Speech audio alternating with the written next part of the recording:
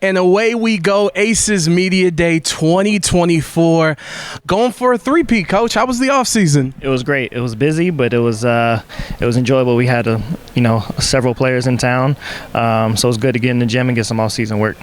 Well, and that's exactly where I want to start off, because I know a lot has been made of, and rightfully so, about your guys' headquarters and how unique it is, and how at this point in the league, how much of an advantage it is for these players. And something that didn't hit my mind until about 2 months ago was, the building's finally built, which means that this full off season, the players wanted to go in. You guys are in there game planning, and you guys are able to, tinker and kind of master stuff. So tell me, how great that was this summer to be able to do that through the off season. Yeah, it was awesome. It's not just an advantage just to be able to get on-court work, with staff and with players in-house, but it's also an advantage to being able to have your own treatment with your own medical team and staff and in-house and as well. And so I think across the board, our players and certainly our staff is kind of happy with having our own facility, being able to have access to it 24/7, and so certainly we use that to our advantage as much as possible.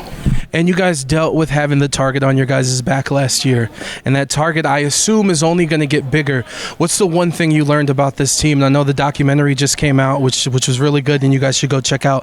But what's the one thing you learned from this team last season going into this? I think it's that we're never satisfied. I think we approach each season like it's a brand new one, because it is, and every team in our league got better. It's a tough league to win in, and so for us, it's a matter of starting from ground zero, building it back up, but resting on what our foundation is, and respecting our teammates, respecting our opponents, respecting the game. It's a mantra that Coach preaches, day in and day out, starting on day one in training camp, and so we try to carry that forward. And again, it's just knowing all the adversity that we've been through the last 2 years. Each year has presented something new, and so coming into this year, we just want to kind of start over and get back to where we were.